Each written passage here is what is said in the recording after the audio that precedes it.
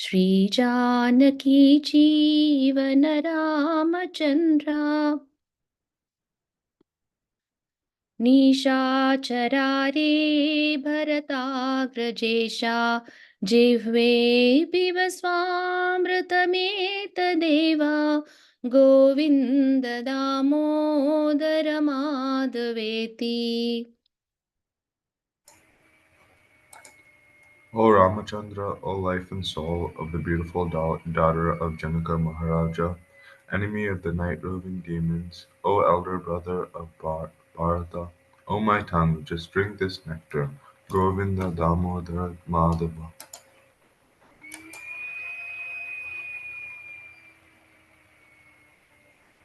नारायणानन्त Hare Narasimha प्रह्लादबाधा हरहे कृपालो जिह्वे पिब स्वामृतमेतदेव Govind Damodar माधवेति.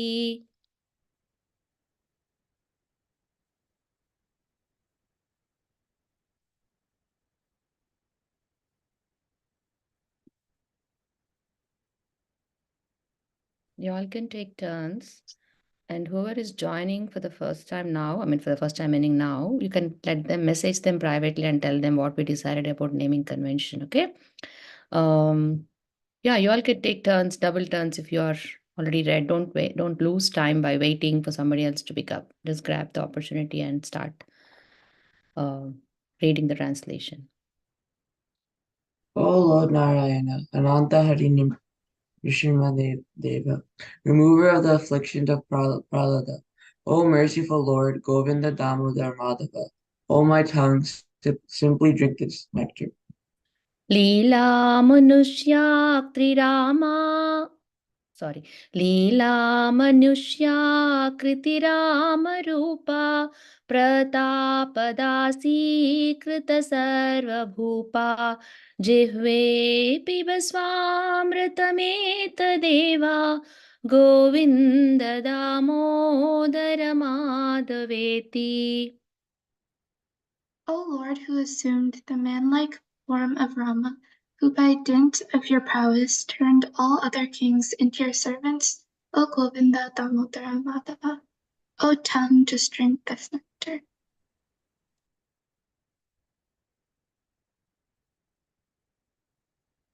Shri Krishna Govinda Hare Murare He Nata Narayana Vasudeva Jihve Pibasvamritameta Deva Govinda Damodara Madhaveti. Shri Krishna, Govinda, Hari Murari, O Lord Narayana Vasudeva, O tongue, please drink only this nectar, Govinda Damodara Madhava. Vaktum samartopi na vakti kaschid aho jananam vyasanabhimukyam jihve pibasvamritameta govinda damodara madhaveti.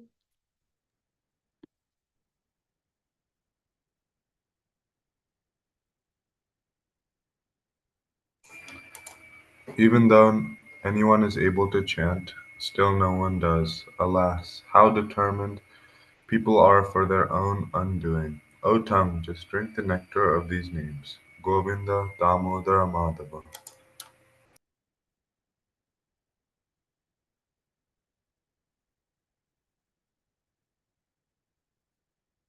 This is the last one, right?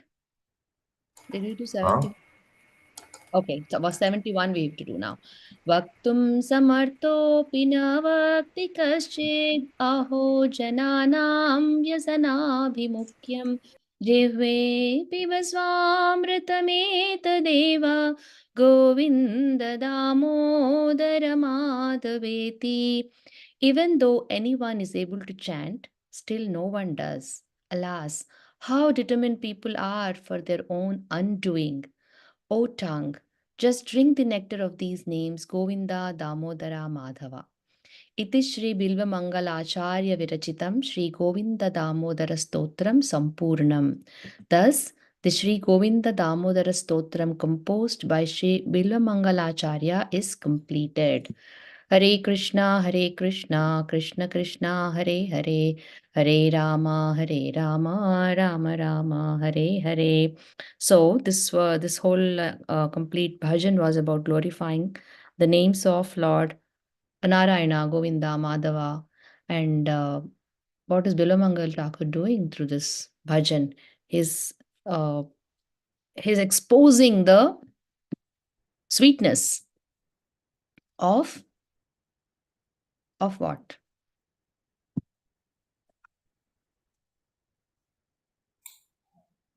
The name, Name of whom? Someone knew? the name of like Narayana, Govinda, Madhava, of Lord Vishnu. Okay.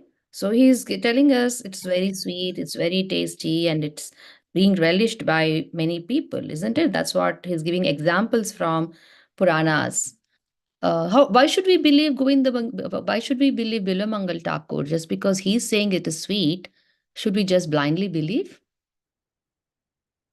How do we believe somebody just in outside of spirituality in your daily life? How do you believe something? How do you get to believe something?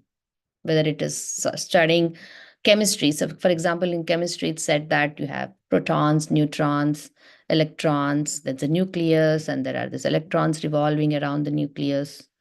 And then the number of electrons determine the atomic number. The reactions happen because of exchange of electrons, and there is a stable electronic configuration which helps the element or the atom to be stable.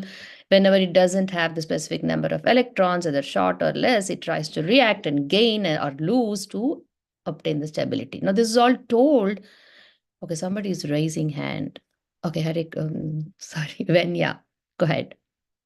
Oh, I was just raising it to answer your question Okay. about how we believe. For me, I think if someone provides like evidence or a reason that makes sense to me, then I'm more likely to listen to them and believe what they're saying. Awesome. We see evidence and reason. So so let's say, can you give an example of how you believe something based on evidence or reason? So, like, I guess legally, if someone is claiming that they're innocent in the court of law, then the judge is only going to believe them, judge and jury are only going to believe them if they have sufficient evidence and witnesses to support their claim. Awesome. Okay. And then evidence and witnesses are people, correct? People and certain documents maybe, or recorded footage maybe, or whatever, correct?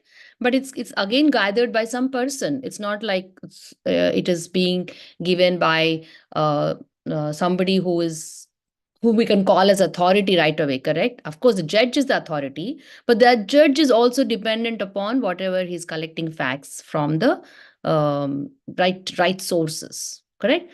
Now that's about legally. Now in school, how do you believe in whatever subjects that are being taught? Why should you believe? I mean, just as I said in chemistry, all those things, did you see them happening with your eyes? Did anybody see all these atoms, electrons, protons, neutrons? Huh? Then why do you believe those? What makes you believe?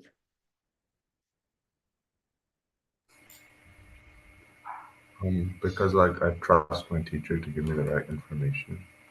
You trust your teacher to give you the right information. And of course, and you also know that the teacher is giving based on the scientific experiments that were conducted by these Nobel laureates, all these scientists, correct? Who was the founder of the atom? Was it Anton von Leeuwenhoek? That is the cell, right? Is the founder of the cell.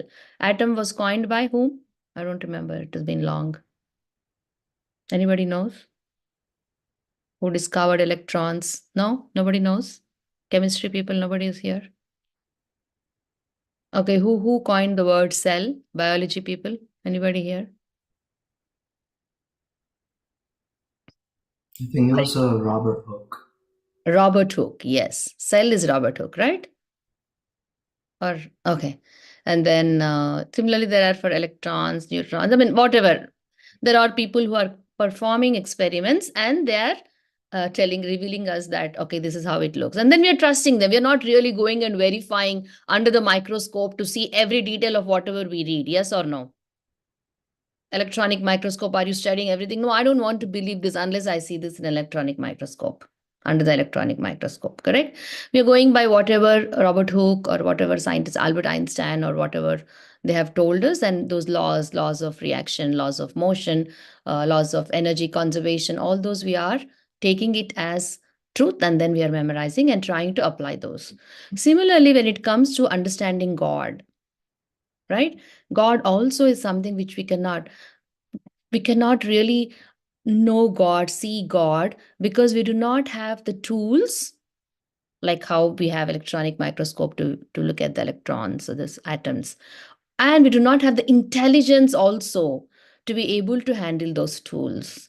So what do we do? Just like you're doing in school, you take the information that has already been confirmed by authority. And authority is none other than the human beings who have been certified by the universities as scientists. We never know the scientific discoveries that people have made are evolving, they're changing. Sometimes they say there are only 9 planets, but now there are 8, and then one of them is not a planet, or it's evolving, isn't it? There's no, science is not stable, it's evolving, because people are finding more and more. People are not perfect, they're not God, they're evolving, and they're finding more instruments, more technological advancements are helping us understand science more deeply. But when it comes to spiritual knowledge too, we have this authority that is the form of books, which are Shastra, and the acharyas, who are the scientists of spiritual path, who are rishis, sages, and the parampara system, the disciplic succession that comes all the way from Lord Sri Krishna. And how do we believe it? We believe it based on their teachings that have been. There are three references that you have to make whenever you are accepting a spiritual sentence as a fact. What are the three references? One is sadhu, sadhu meaning a realized soul, a one who is practicing, who has studied scriptures and who is practicing. The next one is guru. Guru is your direct guide who will be guiding you through, like Prabhupada. Prabhupada is a direct guide for us because we are reading his books. So sadhu, guru, and shastra. Shastra meaning scriptures. When these three elements or three things align with each other, whatever the sadhu is saying should match with what the guru and the shastra is saying. Whatever the guru is saying should match with what the sadhu and the shastra are telling. And whatever shastra is saying, meaning whatever literature you choose or you pick to read, should match with what the sadhu and the guru are saying. Now, the sadhu, guru, and shastra, three of them should be authentic. And authenticity is established by cross reference with the other two. Whenever you pick one item, you have to cross reference with the other two. And then one of the other way of establishing that whatever we are learning through these classes and through Prabhupada's teachings is right is to know the disciplic succession. In Bhagavad Gita, as it is, Srila Prabhupada lists all the people in the lineage and disciplic succession starting from Krishna. If anybody can share that page from Bhagavad Gita as it is, we can read that list of people who are coming all the way from Krishna till Srila Prabhupada, which means the information is being passed as it is.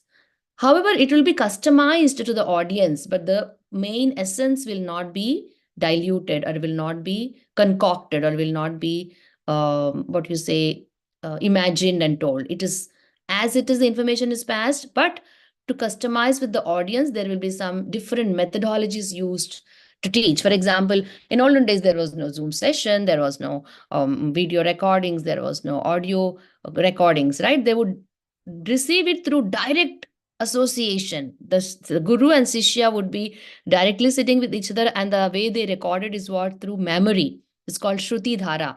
That means through Shruti. Shruti meaning speaking, through the voice. So through voice, it would come from the guru to the disciple, and the disciple will retain that knowledge and then pass it on to his disciples, like that it would come. But of late, because of the advancement of technology, it has been recorded and it is being passed. So you can share the screen. Okay, let me give share permissions, whoever put it in the chat.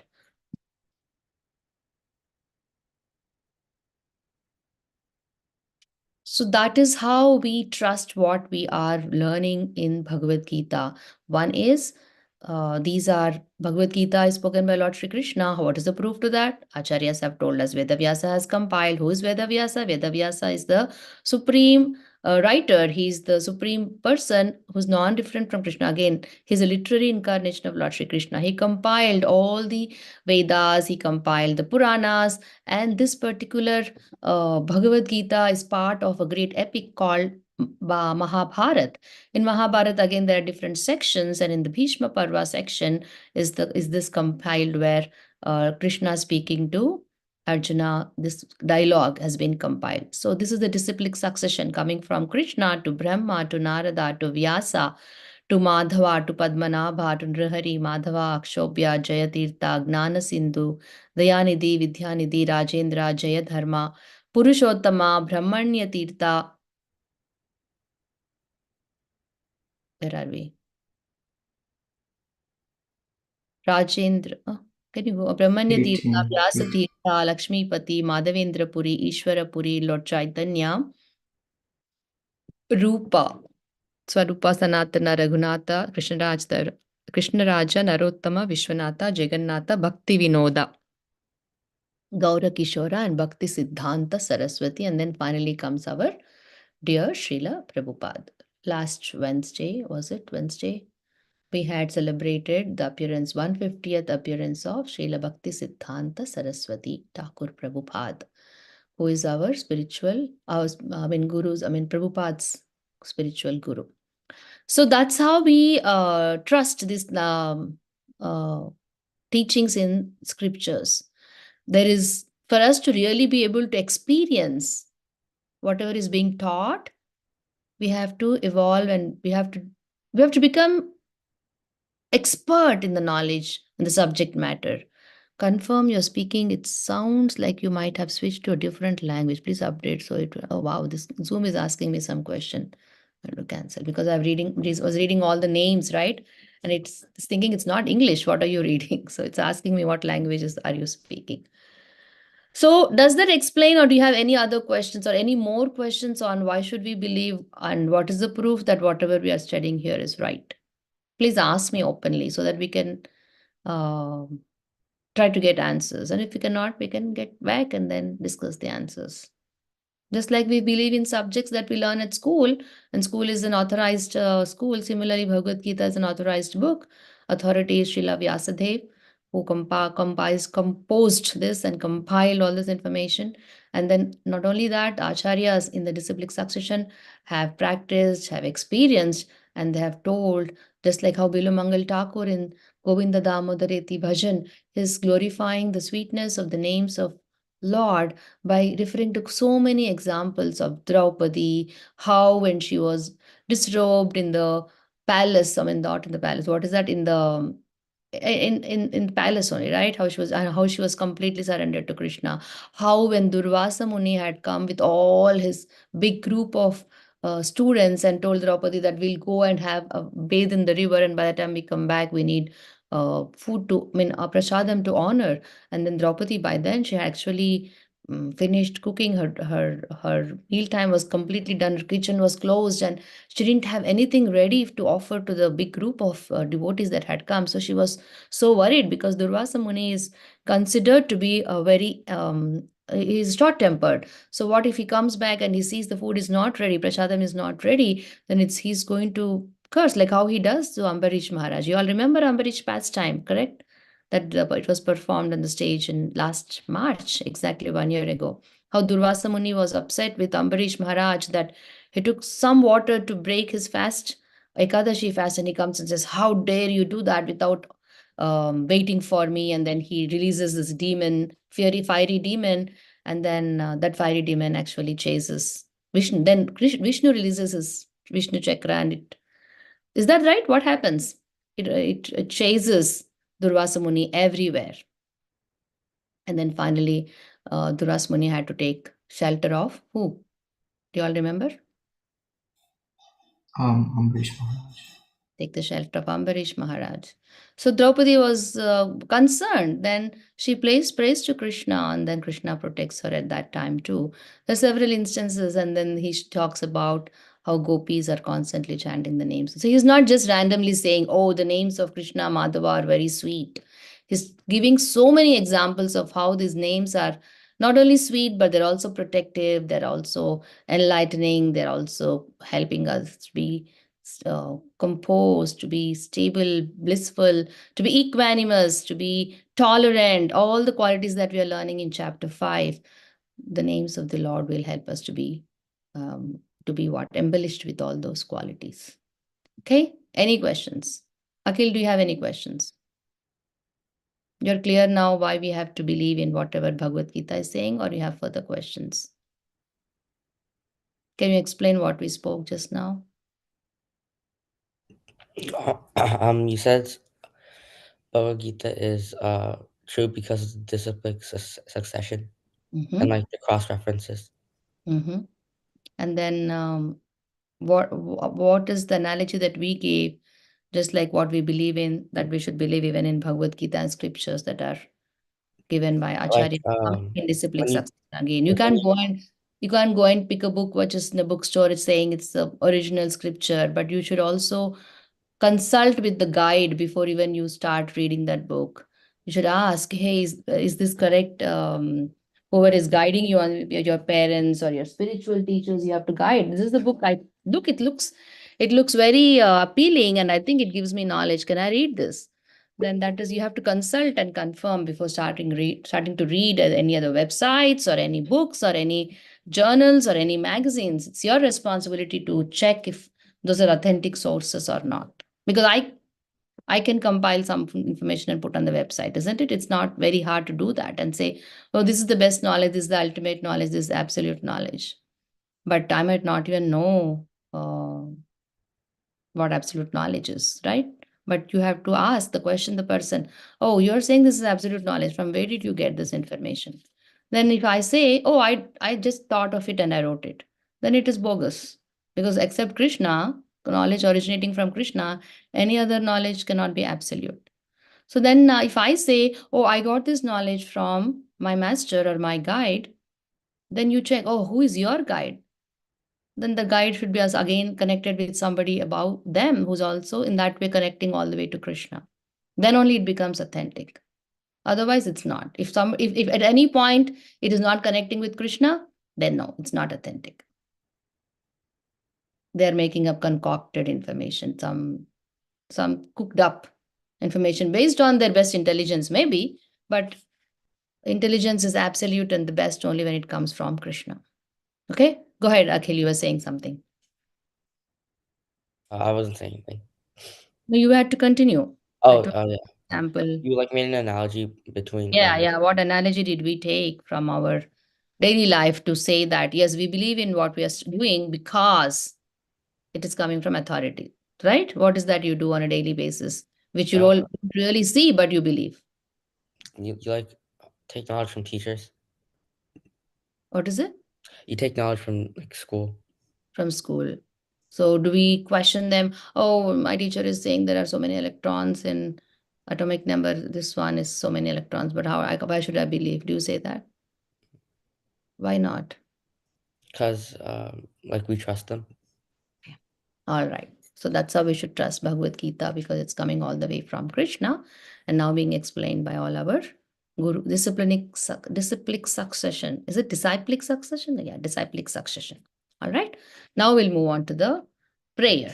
Anybody please read the prayer, any one of you.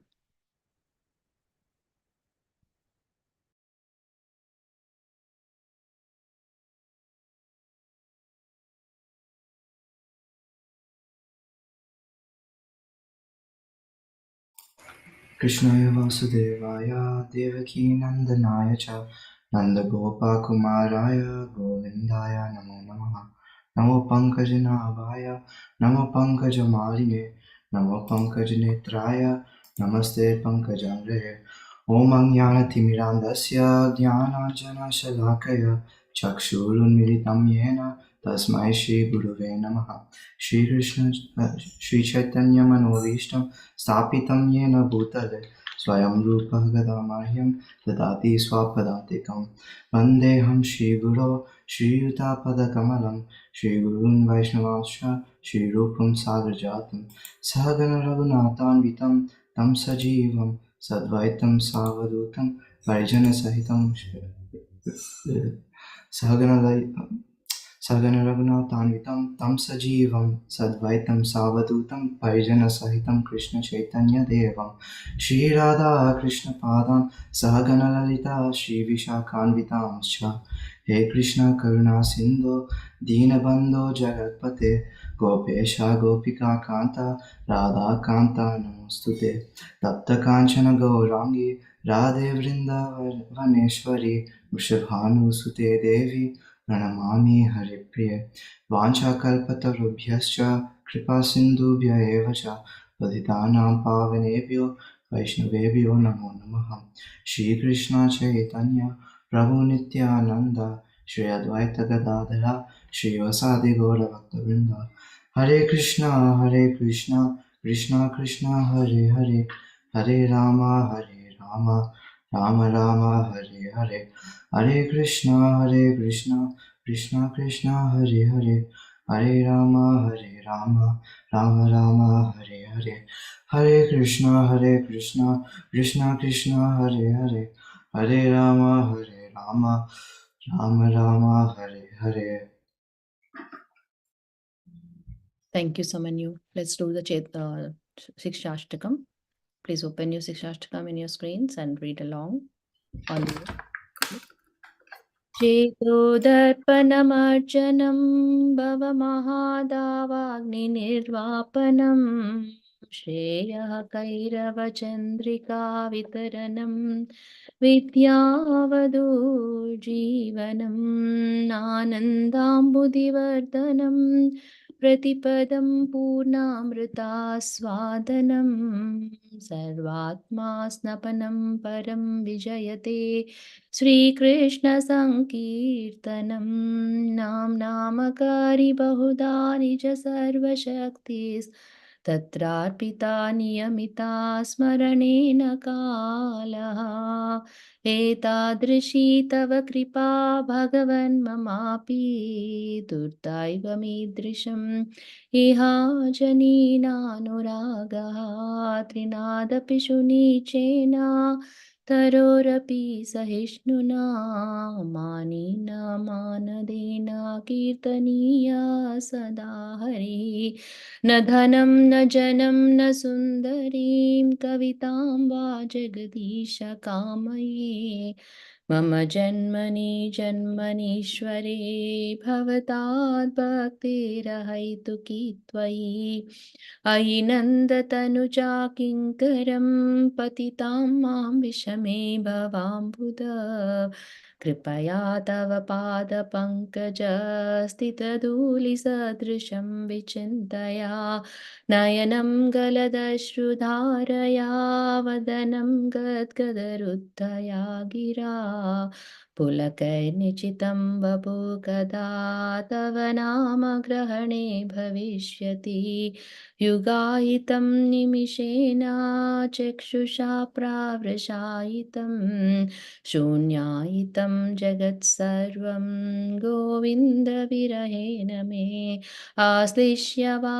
पादरतां पिनष्टु मामदर्शनां मर्मतां करोतु वा यथा तथा वा विदधातु लम्पटो मत्प्राणनाथस्तु स एव नापरः प्रभुराशिक्षाष्टकश्लोक ये पडे शुने कृष्णे प्रेमा भक्ति तारा बाडे दिने दिने. Translation please. Okay, I will read it because glory to the Sri Krishna Sankirtana, which cleanses the heart of all the dust accumulated for years and extinguishes the fire of conditional life of repeated birth and death. This Sankirtana movement is the prime benediction for humanity at large because it spreads the rays of benediction moon. It is the life of all transcendental knowledge. It increases the ocean of transcendental bliss and it enables us to fully taste the nectar for which we are always anxious. O my Lord, your holy name alone can render all benedictions to living beings. And thus you have hundreds and millions of names like Krishna and Govinda. In these transcendental names, you have invested all your transcendental energies. There are not even hard and fast rules for chanting these names. O my Lord, out of kindness, you enable us to easily approach you by your holy names. But I am so unfortunate that I have no attraction for them. One should chant the holy name of the Lord in a humble state of mind, thinking oneself lower than the straw in the street. One should be more tolerant than a tree, devoid of all sense of false prestige, and should be ready to offer all respect to others. In such a state of mind, one can chant the holy name of the Lord constantly. O Almighty Lord, I have no desire to accumulate wealth, nor do I desire beautiful women, nor do I want any number of followers. I only want your causeless devotional service birth after birth. O son of Maharaja Nanda, Krishna, I am your eternal servitor. Yet somehow or the other, I have fallen into the ocean of birth and death. Please pick me up from this ocean of death and place me as one of the atoms at your lotus feet. O my Lord, when will my eyes be decorated with tears of love flowing constantly when I chant your holy name? When will my voice choke up? And when will the hairs of my body stand and end at the recitation of your names? O Govinda, failing your separations, I am considering a moment to be like 12 years or more. Tears are flowing from my eyes like torrents of rain, and I am feeling all vacant in the world in your absence. I know no one but Krishna as my Lord, and he shall remain. So even if he handles me roughly by his embrace or makes me broken hearted by not being present before me, he is completely free to do anything and everything, for he is always my worshipful Lord, unconditionally. If anyone recites or hears these 8 verses of instructions by Sri Chaitanya Mahaprabhu, his ecstatic love and devotion for Krishna increase day by day. So we all are reading this verse every Sunday. Is our love for Krishna and devotion for Krishna increasing day by day?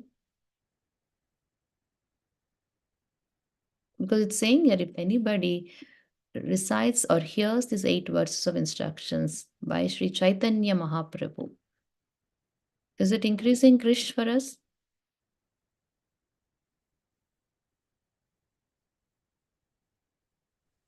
Yes and no, because you have to like act on it as well. It will. I mean, it doesn't say you have to act on it. It is just saying simply recite and hear. So the recitation and hearing, if we do properly, it will happen. That's it. So are we hearing attentively? Are we understanding everything that's being told here? Are we reciting it with that attentiveness in the prayerful mode? So nothing in this world is complicated, whether it's to get into a big college, whether it's to get into Krishna consciousness. It's going to be simple. However, we make it complicated by thinking, oh, it's very hard. It's no, it's beyond my capacity.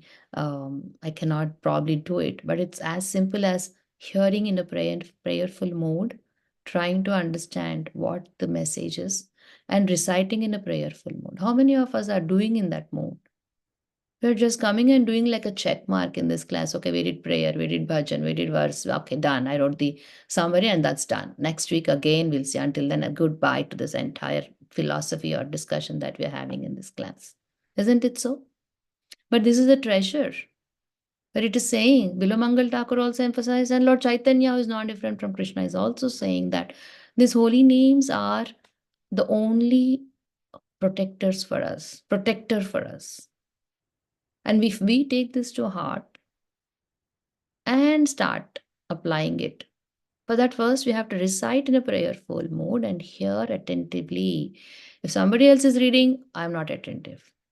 Only when I'm called out, I'm attentive. Otherwise, I'm not even trying to read. How many of you even read this Sikshashtakam while I was reading it? Did you all read it? Okay, good job. Now do it in a prayerful mode. See, what does one of these verse says? Humbler than a blade of grass. Why is blade of grass is used for comparing humility? For establishing humility, why is blade of grass used? Because blade of grass is the lowermost level and we just stamp on it, we step on it. But it doesn't complain, you're stepping on me, you're stamping on me, correct?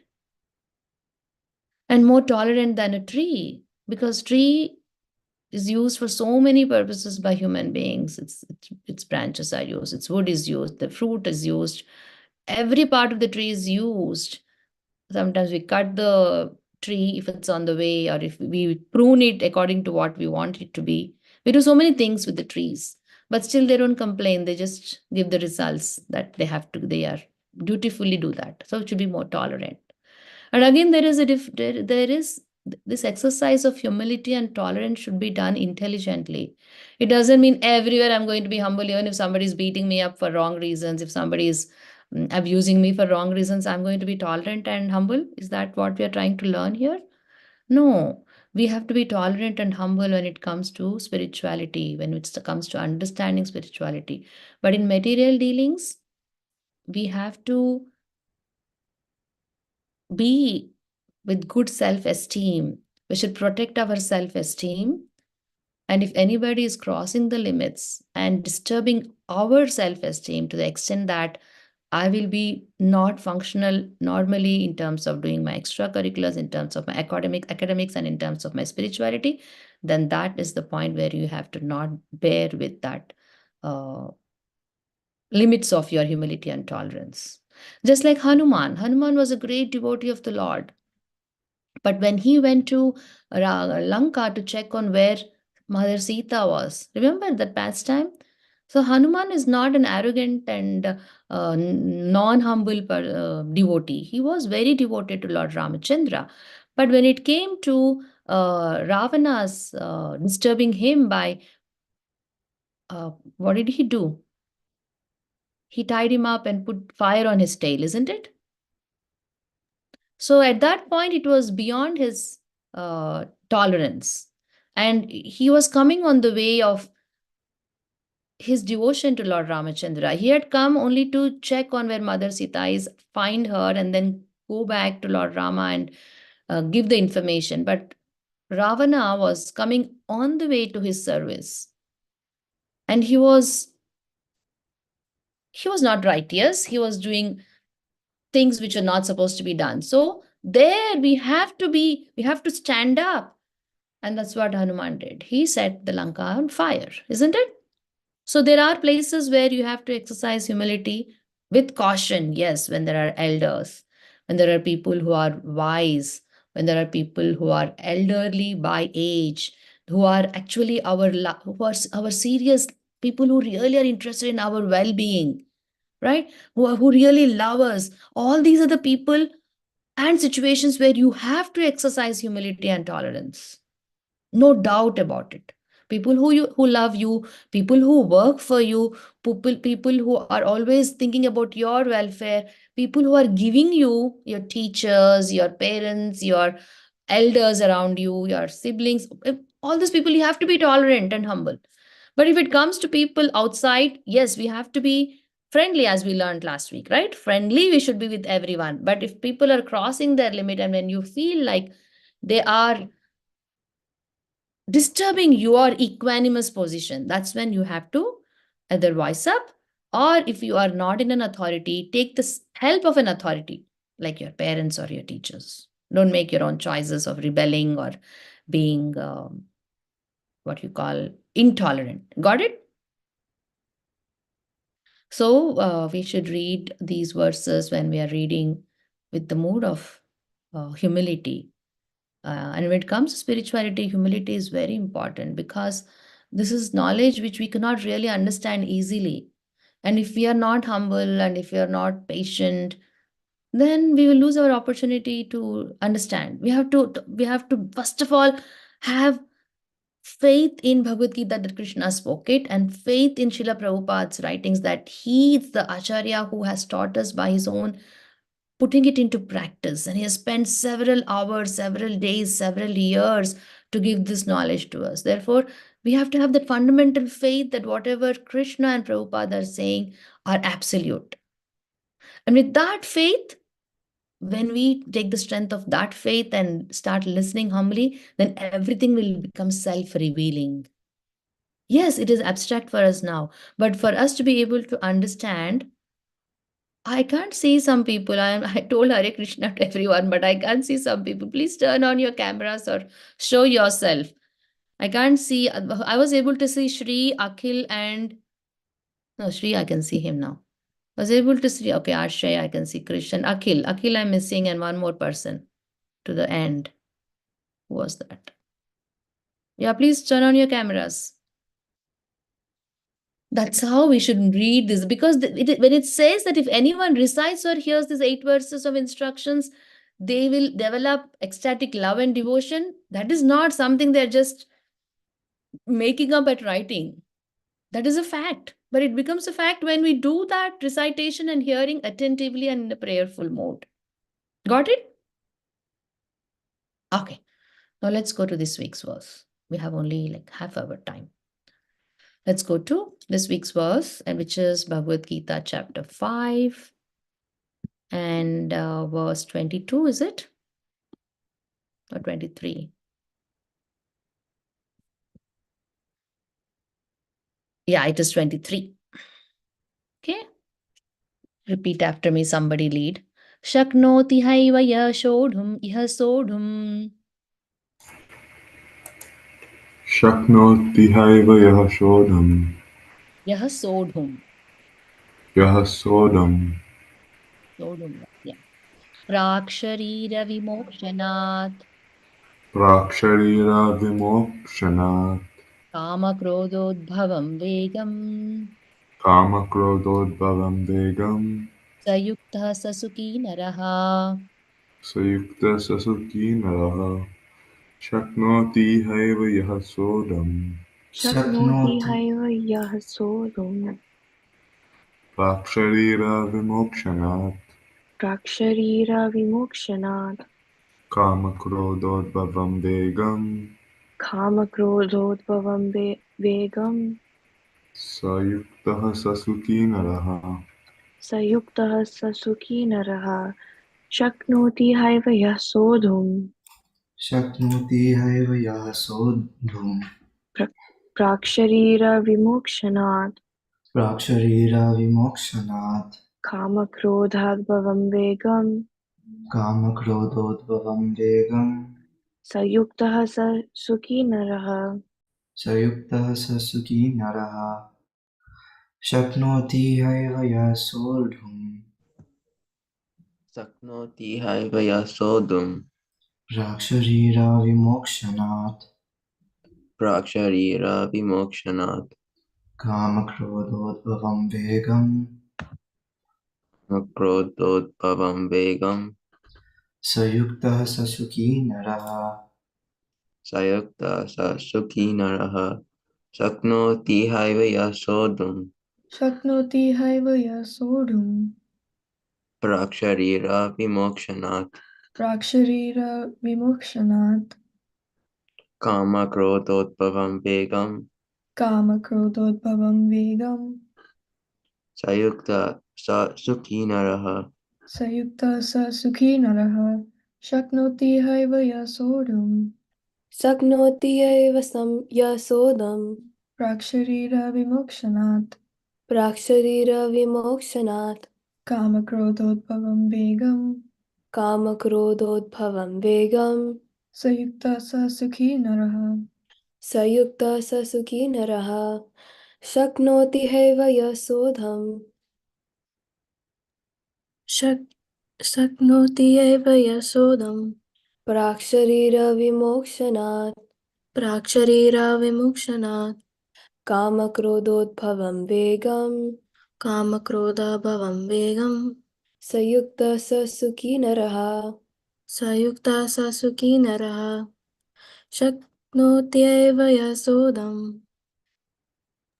शक्नोति have यः सोढुम् प्राक्शरीराविमुक्षणात् प्राक्शरीरविमोक्षणात् कामक्रोधोद्भवं वेगं कामक्रोधोद्भवं वेगं सायुक्तः स सुखी नरः संयुक्तः स सुखी नरः शक्नोति have यः सोढुम् शक्नोति हैव यः सोढुम् प्राक्शरीरविमोक्षणात् प्राक्शरीरविमोक्षणात् कामक्रोधोद्भवं वेगं कामक्रोधोपभं वेगं संयुक्तः स सुखी नरः Sayukta sa suki naraha. Shaknoti haiva yah sodam. शक्नोति हैव यः सोदम् Praksharira vimokshanat. प्राक्शरीरा विमोक्षणात् Kama krodho bhavam vegam. कामक्रोधोपभं वेगम् Sayukta sa suki naraha. स्वायुक्तः स सुखी नरः शक्नोत्यैव यस् शक्नो शक्नोति हैव यः सोदम् शक्नोति हैव यः शोधम् प्राक्शरीरा विमोक्षणात् प्राक्शरीरविमोक्षणात् कामक्रोधोपभं वेगम् कामक्रोधोपभं वेगम् स्वायुक्तः स सुखी नरः सयुक्तः सुखी नरः शक्नोति हैव यः शोधम् शक्नोति Oh, हैव no. यः शोधम् DH, right? It is D, that is the D. It's not the. So, dhum. THUM is dhum. Okay. प्राक्षशीराविमोक्षणात् प्राक्शरीरविमोक्षणात् कामक्रोधोपभं वेगम् कामक्रोधोद्भवं वेगम् सयुक्तः स सुखी नरः संयुक्तः स सुखी नरः And pause for शक्नोति So, read the translation now. You can read the translation, Hemita. Before giving up this present body, if one is able to tolerate the urges of the material senses and check the force of desire and anger, he is well situated and happy in this world. Okay, so this is again a self-explanatory verse. So here Krishna is stating uh, to check our urges, right? That's what we discussed even in the last class. What is tolerance? Tolerance is to control or check our urges, and the three strategies or three ways of implementing or practicing tolerance. What were they? One is to postpone the urge or to postpone the satisfaction of the urge. Tell your mind, which is actually the one who's urging you to do activities which is not beneficial for us, correct? We should tell the mind, yes, I will do it, but I will do it after some time, maybe after this activity that I'm doing. Or so when we do that, what happens? When we constantly keep postponing the urges that the senses and the mind are dictating, then they will slowly stop dictating and they will start listening to our intelligence. So postponing. The second one was, what is the second one? Learn from experience. Remember, we have to remember our experience. That was not the second one. Third one was experience. What was the second? Removing the source. Out of sight, out of mind. Remember, we didn't want to put ourselves in situations where we are provoked to do certain things. We have to avoid the situations because we are not experienced, we are not experts yet at controlling our um, senses, correct? So best thing first for us would be to avoid those things, that food stuff, maybe that type of people who provoke us, or the situations. Ideally, even if we are put among those provoking situations, if we are able to control our senses, that is true tolerance. But for an expert swimmer, yeah, he can be going into a 7 feet or 8 feet water body and try to swim. But you cannot tell that to a person who is not good at swimming or who's just learning to swim. Can we ask a person who's just started to learn swimming to jump into an 8 feet water body or swimming pool? No. We generally, the swim trainer or swim coach, they give the floats and then they take them to low height which is lower than the height of that person. And after they practice and after they get experience, slowly and steadily they start moving to deeper regions. So these qualities are also like that. We shouldn't expect too much from ourselves, considering that we have been conditioned for so long. In this life itself, we have been conditioned to whatever we are. So, to change from ourselves from that bad conditioning, we have to slowly do certain practices. And one of the practices was to not be surrounded by people, things, situations, or items that provoke us. right? And the third item was for us to learn from experience. And that's where this whole knowledge acquiring also happens, right? Whether we learn academically from teachers at schools or spiritually from guides through the sources of books written by Prabhupada, it's because these people are experienced. They have seen and they have walked the talk. Whatever they have talked, they have walked also. And what does experience mean? If somebody is going from point A to point B, and on the way, if there are any pitfalls or if there are any speed bumps, the person who has walked that path knows, and he comes back and tells us, hey, this path has this pitfalls in about 0.5 kilometer, or there is a rail track which comes after another half kilometer or mile. So that is the experience that a person who has walked the path has, unlike a person who has not walked the path. Now we definitely have to believe the person who has walked the path when he says there's a pitfall in half mile, there's a rail road in another half mile, because we know, we saw him walking the path, he came out of the path, he exited from the path, so we saw him, so we have to trust him. We can't think he's making up stuff, isn't it? So that is where experience comes into picture. Listening to our elders, listening to our teachers, listening to the authentic scriptures, learning from their experiences that, hey, if I do this, it might not look like bad thing. I might not get addicted to it. I just want to try. No, I will not, because my parents or my elders or wisdom has told that even if bad things, see, great people who are addicted to drinking, smoking, and all the bad things, any other bad thing that exists, are not people who were born like that, isn't it? They've started with the first try, thinking that they will not get deep into it. Yes or no?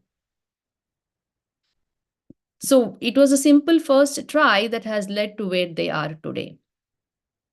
So doesn't mean that if I try only once, if I do once often, not once in a while, I will not be an addict. I mean, it will lead. That is a chance that you will become an addict if we start at one point. That's the reason it's told we never ever try those things. Because people who are addicts have tried at one point for the first time and have landed where they are. So that is called experience. So, and here Krishna is telling in this verse again, emphasizing that we have to tolerate our urges. And then what happens when we tolerate our urges and not get carried away by desires and anger? Why are desires and anger connected? It is explained in Bhagavad Gita chapter 2 that when we look at an object, or when we experience a material object through our senses, it could be through our sense of seeing, sense of hearing, sense of tongue, sense of smelling. When you first experience it, your mind says, hey, that seems so good. Go and experience it. And the mind starts planning about how to acquire that thing or acquire that experience. Right? It is dwelling on the thoughts of having the joy of acquiring or joy of experiencing that object, taste, or thing. And it has dwelled on it so much that at one point, and it was mind has dwelled, and you have acted on it, tried to get it. And at one point, when it doesn't happen, since the mind has already dwelled on it and you have already dreamed of it, if it doesn't happen, we get angry. That's the whole reason why anger comes. Anger comes when our senses acquire something, and then we make plans to get it, and if that is not obtained, we get angry. It could be subtle acquiring too. Subtle acquiring is like recognition, or it could be as gross as thinking about eating a pizza. Pizza is tangible, right? I mean, you want to eat pizza. You saw probably in a bakery or somewhere, you saw a nice piece of cake and you wanted to eat it. But then, okay, cake and pizza are okay, but there are food that are not supposed to eat, like meat and all. You have seen that, and somebody's planning on eating them. And if it doesn't happen, and even if it's pizza, it didn't happen, then you get angry. Same thing with recognition. You wanted recognition, maybe, or somebody wanted recognition and they endeavor for it and it doesn't happen. They get angry. So, all these urges we should control. And what is the principle that we discussed about how to control these urges, or how to, there was one principle that we discussed 2 3 weeks ago, right? How do we not be attached to our activities, and how do we not get so much into anger? Do you all remember what we discussed about it? We can postpone our urge. That's correct. That's what we discussed last week. But 2 3 weeks ago, we did some other discussion where you classify your activities into different modes, The and then modes, yeah, you put them into mode of goodness, yeah, and first and of all, you have to understand, why am I wanting to eat pizza? Is it homemade? Is it offered to Krishna? Why would I want to eat something which is not offered to Krishna, or which is not healthy? All these things, right? So step by step, we have to make progress. It's not like, if I've never eaten offered food, food that is offered to Krishna, I will do it right now. No, it should be a step by step thing. First, we have to not hanker for junk food, then hanker for only food that is cooked at home, and then slowly progress in offering every food item that we make or that we eat to Krishna. And then eventually, the final stage is what? Simple act of eating can be at different levels. First level is eating any type of food made by anybody without even caring about the source and the ingredients of the food. The second type is, oh, I want to make sure that I'm eating ingredients which are good for my health. That is second level of eating. The third level of eating is, oh, I want to make sure that the person who's cooking this food is also clean at heart and clean at habits. Isn't it? A person, if suppose whoever is cooking in a restaurant or whatever, is cooking it in very untidy or unclean way of doing things, and he brings the food nicely looking appealing on the plate, does it really, it's not good for us, right? We have to make the choice that the food that is cooked is also cooked by somebody who we know and who love us.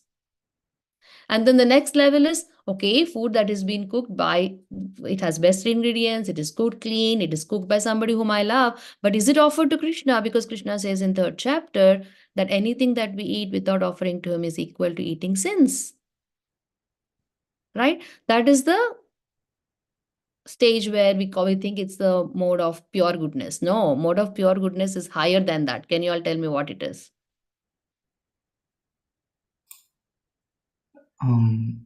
being Krishna conscious, as Yes, well as Krishna conscious, but what does it mean in terms of food? prasadam. Yeah, prasadam. Of course, prasadam. That's what I said. Food prepared by somebody who you love, and it is offered to Krishna. But that's not the end. What else? There's something beyond it. Can you all think and tell me? Food offered at home, prepared by somebody who you love, and then before you eat, it is offered to Krishna. That's prasadam, correct? But that's not the end. What is the superlative of that? What is the ultimate activity of most best purificatory action of eating? What is it? Think, think, think.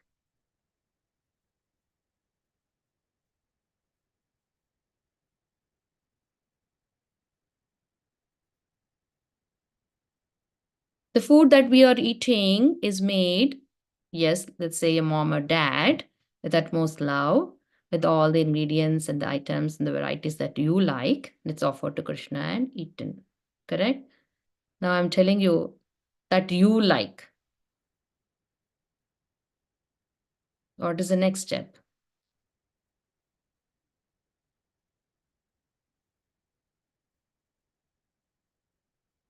Can't you all? I'm giving you a hint here. Being thankful. Huh? Being thankful. Being thankful, yes, that's a very good point. But there's more to it. I'm saying food, your mom is cooking food that you like. Now, what is the next step? Cooking food that Krishna likes. Krishna likes, yes. That means we have moved the, what you call, the center from me to Krishna completely, isn't it? Does it make sense, or am I just blabbering something? See, until the stage where we are eating clean food cooked by somebody whom we love, and the food that I like, and offering to Krishna, yes, we are giving Krishna priority. Krishna, I want you to eat first, and then I will eat. But then if I'm also conscious of cooking food that Krishna likes, and with the consciousness that I'm cooking this for Krishna, rather than thinking that I'm cooking this, okay, I'm going to cook this for my son, okay, I'm going to offer and I'm going to give it to my son. There's a difference, isn't it? So that is the superlative, that's the topmost consciousness, where we put Krishna really in the center. Of course, it is better than eating food which is not clean, which is not offered, which has ingredients which are not to be eaten. Many times better. Of course, it is the stage we want to reach where, yes, everything that we eat, we cook it clean, we cook it with love, we cook it with best ingredients, and we give it to Krishna and then we eat. That's good. And that's what we want to all achieve in this life. But beyond that is, and how do we know what Krishna likes? That's where reading this and understanding the scriptures through the teachings of Prabhupada, through the teachings of Bhagavatam that Prabhupada has translated, knowing his pastimes, like how the fruit vendor, she goes in the village where she collected all the fruit, the best fruit, and she goes calling out for Krishna because she heard so much about Krishna. She wanted to see him and she wanted Krishna to get all those fruits. So she didn't care about going to the streets where she was able to sell like every day. But that day she resolved that today my fruit I'm going. She tried that for several days, but despite she being at loss of not being able to sell her fruit, she resolved that she is going to do that and search for Krishna till the day I find him and he takes the fruit. Finally, she goes to the house of Krishna, and when Krishna comes running with few grains in his hands and then comes to the basket and drops them in her basket and takes back fruit, and the vendor puts all the fruit in it. He's holding his arms like this, right? It's holding his arms like this, and then she's filling the arms with all the fruit that she had in the basket. She's not thinking, oh, I have only 10, so I'll give him 8, I'll keep 2 for me so that I can sell and get some money. She's just mesmerized with the beauty of Krishna, the cuteness of Krishna, and she gave everything to him. And she forgot herself, and tears of joy were rolling out of her eyes. And then when she reaches home, Krishna has given her much more than she could imagine. So that's the stage we all want to reach. And but it seems too far because for us, we have only 1 hour every week. Right after this class, we totally forget about everything that we learn or that we get inspired here. And that's because and we also get doubts about what we are studying. What is how does it prove that Krishna is God? Or how is it proved that whatever I'm reading is right? All these questions and doubts come when we are not endeavoring. Endeavoring means learning your verses every week. Are we doing that? See, most of the times we want what we want without even working for it. If we want to get Krishna, if we want to understand Krishna, what is the qualification we have? Are we at least chanting? Are we at least endeavoring to spend 5 minutes every day to learn this verse that we are discussing? How many of us are doing that on a daily basis? And when we don't do that, then it is natural that we have questions about what we are learning. Ye yatha mam prapadyante tams tataiva bhajamiham. Krishna says in Bhagavad Gita, as you surrender unto me, I will reward you accordingly. But he gives equal opportunities to everyone. After giving equal opportunities, with whomever they take the opportunities, to them he will reciprocate. Because people think, oh, why are some people like that? Why is Krishna favoring them? And Krishna says he will reward accordingly, but he's not being fair. That's not true. The fact that he's giving equal opportunities to all of us, at least in this classroom, we all have equal opportunities, isn't it? But only some of us volunteer to share the screen, to read out the words. We all are laid back. We want to not be very proactive in taking up the opportunity of doing the various chores. For example, we do this live every week. One of you can take up the task of sharing the live link in the group. One of you can volunteer, Auntie, I'm going to read the verse. Can I do it? One of you can say, Auntie, I want to do the bhajan, or you are doing the Govinda Damodara the Madhavyati every week. Can we do? Why are you doing every week, Mataji? So these are all the opportunities that Krishna is providing through this class. How many of us are grabbing those opportunities, right? Then Krishna will reciprocate accordingly. We can get creative. Are we getting bored of this format? Can we do a different format, Mataji? I think this will be better for all of us because we all will have fun when we do this type of class. That is also opportunity for you all today. I'm open to all the any new way of doing these classes? Any creative suggestions you all have, which will keep you all engaged, which will keep you all more glued to these classes? Correct. So this is where you can use the opportunity in Krishna consciousness. Or maybe you should tell Mataji, now the weather is going to get better. Can we all meet outside somewhere and do class outside? I'm emphasizing this because this is only 1.5 hours that you're getting every week that is related to core spirituality. I am not sure if you're doing anything other than this. If you're doing good, it's amazing. But we should have that enthusiasm. And Krishna is clearly saying, in this life, if we give up this the desires and the anger, mood of anger, then what happens? Such a person is situated and is happy in this world, even before he goes out of this body and um, gives up his body. So just like you're in high school, let's imagine this high school is like this human life. This 4 years of high school. If you give up the urges of wasting time, that is the biggest urge we all have, right? Anything other than studying, isn't it? Anything other than studying is probably very interesting for us. So if we give up that urge, then what happens? You can be happy while you're in high school. Happy in this world meaning happy while you're in high school, because you're getting your homework done on time, you're getting your projects done on time, you're up to date with all your classwork, with your quizzes, with your extracurriculars. Everything you are being able to do on time because you are giving up your urges of wasting time. And that keeps you happy, isn't it so? When you're not delayed on your homework, when you don't have to rush through or cram through your project that you have to submit. What do you think, Hemita? Yeah, Auntie, I was just thinking because I have like a project due this like tomorrow, and I was thinking about how I'd have to do it after class, and like how if everything's due like within the time, then like you feel good because your grades are good, and then you feel like you're set up for success in the future as well. Awesome. So within high school, if you imagine this 4 years of high school as human life, and graduating to college is like getting into Krishna's, getting back to our home, to Vaikuntha Loka, to Vrindavan, Golokadham. So in these 4 years, if you're up to date with all your activities, and then up to date, you cannot stay up to date if you keep doing whatever you're doing on Insta, or what is that? Snapchat? Is that right? You all use Snapchat more or Insta more or TikTok more?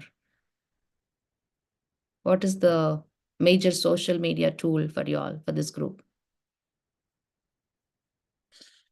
Don't tell me you are not on social media. Is that right?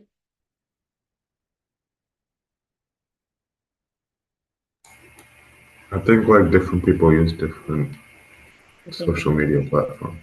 So Okay. So if you control your urges to be on that platform, and then do your work well, then every day you'll feel so good about yourself. And exactly applicable to all human beings. While we are in the human body, we do all our activities without getting triggered or without being controlled by our urges to anger, to desires. Then within this life itself, we will be happy. It's not about like, oh, I'm going to be happy when I'm liberated. I'm going to go to that place. No, pure liberation means being blissful and devoid of those urges and desires while in the present situation. That's what Krishna is saying here. Let's read the purport quickly and pause. If one wants to make steady progress on the path of self realization, he must try to control the forces of the material senses. There are the forces of talk, forces of anger, forces of mind, forces of the stomach, and forces of the tongue. One who is able to control the forces of all these different senses and the mind is called Goswami. Very important point. Note it down. So, Goswami is one who is able to control the mind and the senses. Go means senses and the mind. Swami means leader, one who has controlled, controller. So Goswami is a controller of mind and senses. Such Goswamis, like Prabhupada is a Goswami, my guru, my spiritual master is a Goswami. Why? Because they act with controlled mind and controlled senses. Unlike us, who are controlled by the mind and senses, isn't it? So what is the opposite of Goswamis? It is Godas. Das meaning servant. So we are the servant of our mind and senses, whereas the acharyas are keeping the mind and senses as their servants. They're above the mind and senses, whereas we are below the mind and senses. We are Godas, the Acharyas are Goswamis. And then such Goswamis live strictly controlled lives and forego altogether the forces of the senses. Material desires, when unsatiated, generate anger, and thus the mind, eyes, and chest become agitated. Therefore, one must practice to control them before one gives up this material body. One who can do this is understood to be self-realized and is thus happy in the state of self-realization. It is the duty of the transcendentalist to try strenuously to control desire and anger. I can replace this sentence saying it is the duty of every high school student to try strenuously to control desire and anger for wasting time. Isn't it? So actually, life is very much in parallel with our high school situation now. Whatever we are planning to be after graduating from high school, and whatever steps you are taking to be that person or to evolve into that person while you're in high school should be the same that we do as human being to when we graduate from human being to whatever next level we go to or we degrade, whatever. If you don't do good in high school, then you will probably degrade yourself, isn't it? Because high school is the peak time where you have so many opportunities to grab and to use and to design your future life, isn't it? Similarly, human body is the wonderful opportunity to design our future uh, life.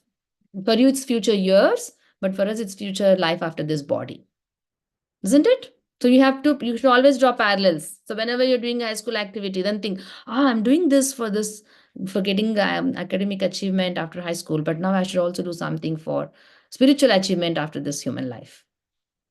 And then you are actually on the track. Then you have better way uh, of being relate to things than any one of us, than adults.